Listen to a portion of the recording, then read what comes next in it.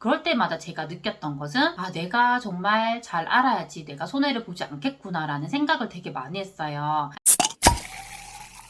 안녕하세요, 세비티입니다. 오늘 저는 집이 없는 분들도 꼭 알아야 하는 부동산 기초 팁에 대해서 좀 말씀을 드리려고 합니다. 보통 무주택자인 분들은 내가 집이 없으니까 부동산에 관심을 안 가져도 되겠지라고 생각을 많이 하시더라고요. 그런데 무주택자인 분들도 전세 계약을 하거나 월세 계약을 할 수도 있고 나중에 집을 살 수도 있잖아요. 그래서 정말 부동산에는 계속 관심을 갖는 게 정말 좋다는 생각이 많이 들었습니다. 저도 예전에는 정말 부동산에 관심이 없던 사람이었거든요. 그런 사람이 제가 이제 처음에 이제 신혼집 마련할 때 전세 계약을 했거든요. 그런데 제가 여태까지 살면서 이런 계약에 대해서 배워본 적이 한 번도 없더라고요. 그래서 이게 어떻게 진행되는지 저는 아무것도 모르고 가만히 앉아있고 소장님이 하자는 대로만 따라 했었거든요. 그런 일들이 반복이 되다 보니까 내가 정말 이걸 알아야겠다. 내가 정말 이걸 모르면 내가 손해를 볼 수도 있겠구나 라는 생각이 많이 들었거든요. 그래서 제가 이제 뭐 오랜 경력은 아니지만 그래도 이렇게 부동산을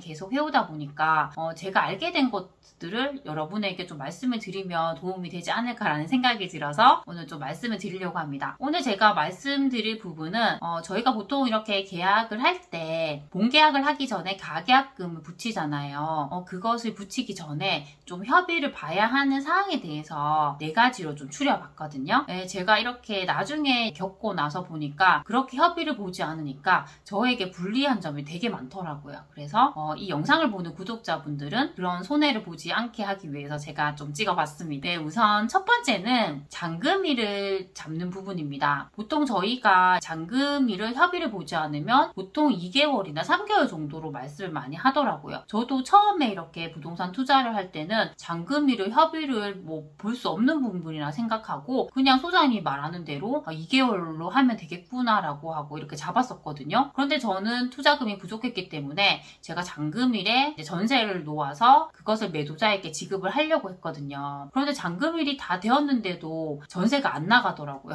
정말 그때 진짜 힘들었거든요. 결국에는 제가 이렇게 전세가 안 나가서 대출을 알아봐서 대출을 일으켜서 이제 매도자에게 먼저 잔금을 지급하고 나중에 이렇게 전세를 놓게 되었거든요. 이제 그렇게 제가 일을 겪다 보니까 잔금일을 제가 협의를 볼 수 있으면 좀 더 길게 잡는 게 좋겠구나라는 생각이 들더라고요. 그런데 그것을 협의를 볼 수 있는 때가 내 돈을 붙이기 전이거든요. 아무래도 가계약금을 붙이기 전에는 소장님 입장에서는 어떻게든지 이 계약을 성사시키고 싶잖아요. 그래서 적극적으로 좀 의견을 들어주려고 하거든요. 그래서 가계약금 붙이기 전에 일단 소장님에게 잔금일을 저는 좀 길게 했으면 좋겠습니다. 저는 4달 이상 좀 하고 싶은데요. 이렇게 말씀을 드리면 소장님이 매도자와 이렇게 협의를 하시거든요. 그렇게 해서 좀 더 길게 할 수 있으면 길게 해주더라고요.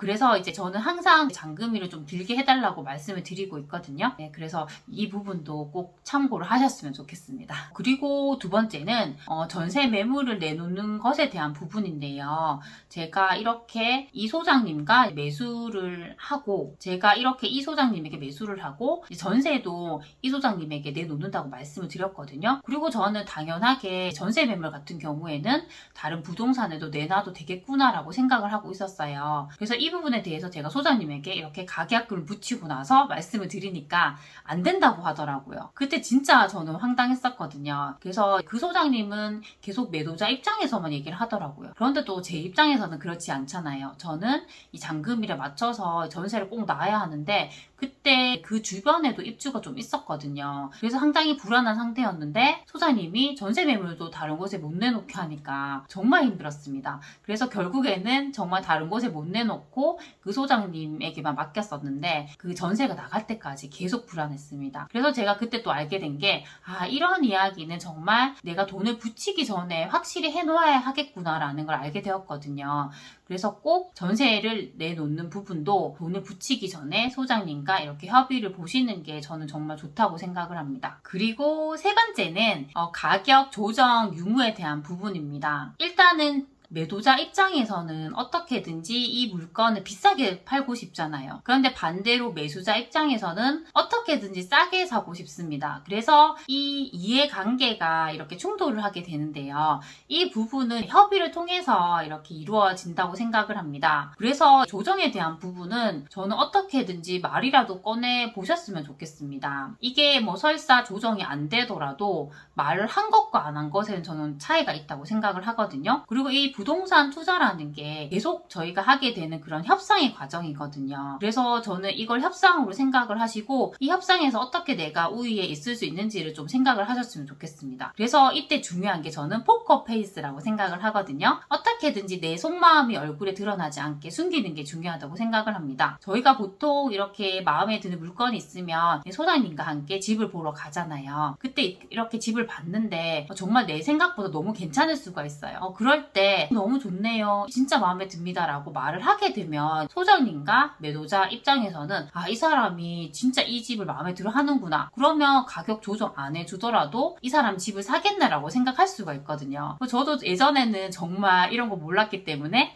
제가 집이 마음에 들면 정말 소장님 집이 마음에 들어요 라고 말을 하고 매도자에게 어떻게 이렇게 집을 깨끗하게 쓰셨어요? 이렇게 말을 했었거든요. 그래서 정말 가격을 조정 못했던 적도 많았습니다. 제가 그런 일을 겪고 나니까 이렇게 집을 볼 때도 일단은 내 마음을 숨기는 게 중요하겠구나 라는 생각이 들더라고요. 그래서 이렇게 일단 속마음을 숨기고 이제 협상을 할 때는 가계약금 붙이기 전에 소장님에게 제가 정말 뭐 매수를 하고 싶지만 투자금이 부족하기 때문에 소장님께서 좀 가격을 조정해 주시면 안 될까요? 라고 이렇게 좀 얘기를 하는 거예요. 그렇게 하면 소장님 입장에서는 이제 계약을 성사시키기 위해서 좀 더 적극적으로 노력할 수가 있거든요. 그래서 이 부분도 꼭 참고를 하셨으면 좋겠습니다. 그리고 네 번째는 가계약금을 얼마를 붙여야 하는지에 대한 부분입니다. 보통 제가 이렇게 계약을 하다 보니까 소장님들께서는 가계약금을 100만 원 정도 붙이면 된다고 하더라고요. 그런데 진짜 이 물건이 마음에 들고 이곳이 금방 상승을 할 것 같은 그렇게 분위기를 빨리 타는 곳이 있잖아요. 그럴 때는 저는 계약금을 좀 더 많이 붙이는 게 낫겠다는 생각이 많이 들더라고요. 어차피 이게 가계약이기 때문에 계약이 파기될 수도 있지만 그래도 가계약금을 좀 많이 붙이면 이 돈을 받은 매도자 입장에서는 좀 더 부담을 느낄 수가 있거든요. 예전에 제가 이렇게 집을 한번 팔아보니까 이 매수자분이 저희 집을 정말 마음에 들어 하셨거든요. 그래서 가계약금을 거의 1,000만 원을 붙이더라고요. 매도자의 입장에서는 이렇게 큰 돈이 들어오니까 좀 부담이 되더라고요. 그래서 섣불리 이 계약을 내가 함부로 깨지 못하겠다라는 생각이 들었거든요. 그리고 소장님에게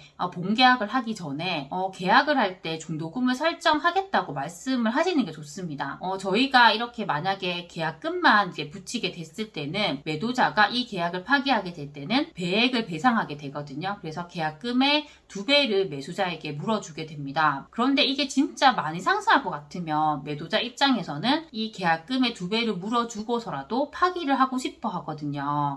이것을 미연에 방지하기 위해서는 중도금을 설정하는 것이 좋습니다. 중도금을 이렇게 설정하게 되면 이 계약에 무게가 실리기 때문에 함부로 매도자가 계약을 파기할 수가 없거든요. 저는 제가 이렇게 계약을 하다가 만났던 소장님이 계시는데 그 소장님이 저한테 꼭 중도금을 설정하라고 조언을 해주셨거든요. 그래서 저는 그때부터 항상 계약을 할 때 꼭 중도금 이렇게 설정을 하고 있습니다. 저도 이렇게 부동산 투자를 하다 보니까 많은 소장님들을 만났거든요. 앞서 말씀드렸듯이 그렇게 좋은 소장님도 있었지만 그렇지 않은 분들도 많았거든요. 그럴 때마다 제가 느꼈던 것은 내가 정말 잘 알아야지 내가 손해를 보지 않겠구나 라는 생각을 되게 많이 했어요. 그래서 오늘 제가 드린 이 팁만이라도 이제 숙지를 하셔가지고 계약을 하실 때 이제 불리하지 않은 상황을 맞이하셨으면 좋겠습니다. 항상 제 영상 이렇게 시청해줘서 정말 감사드립니다. 그럼 다음 시간에 만나요. 안녕.